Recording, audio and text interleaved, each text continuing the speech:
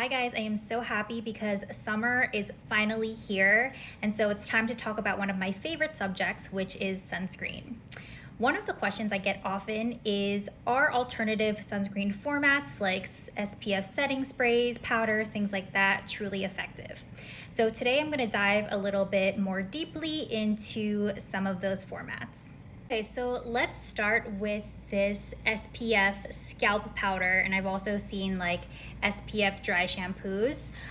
These I actually would recommend because most people forget their scalp, and if you think about it, a lot of direct sunlight is usually on your head.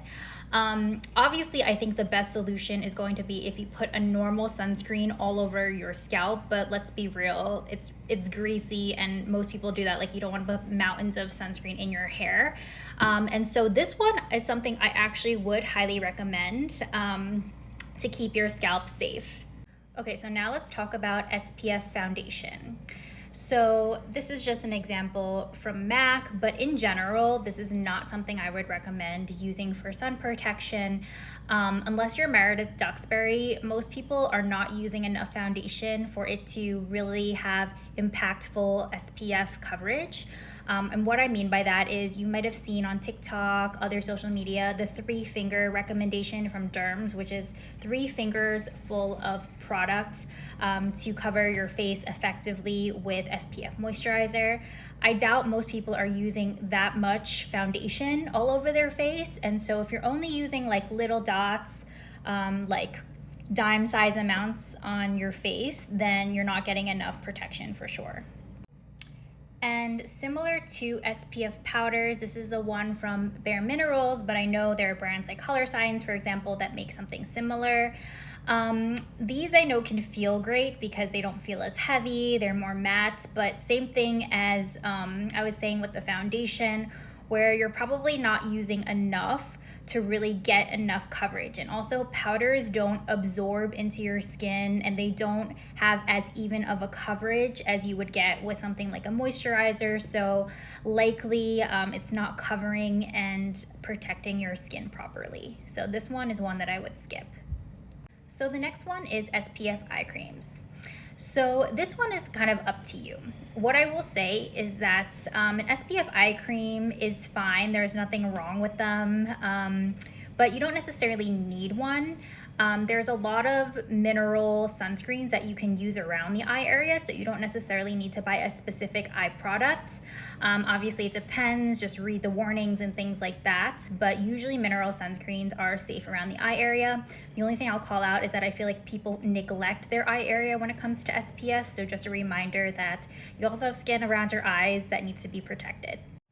Next is SPF lip balms. So this one I would highly recommend because you can definitely get skin cancer on your lips. Your lips are skin and they're pretty exposed to the sun. And so this is an area that we also often neglect to protect, but it's also super important. I've tried a ton of SPF lip balms, for example. Some of them taste kind of funky, and so I hadn't found one that I really liked until I came across this one from K-Skin, which number one, doesn't have any weird taste or anything like that, but also gives you a really beautiful lip gloss-like finish. So what I will say very generally is that a traditional SPF moisturizer is always going to be your best defense against the sun. Obviously, there's a lot that's contingent on things like the SPF level, the SPF testing that was done, the type of filters that are used in the formulation, things like that. But again, this is kind of like a very overarching statement. There's 2 reasons why somebody should be using one of these alternative formats. Number one, if you're the type of person who's just not going to wear an SPF lotion because it feels greasy or you hate like the fragrance or the heaviness of it, number one, you're naughty. But number 2, wearing an SPF powder is obviously better than nothing. So if the alternative is nothing, the SPF powder or spray or whatever is better. But what I will say with that is, as unpleasant as a sunscreen lotion might feel, it's definitely less unpleasant than skin cancer. So really, you need to get your life together and suck it up.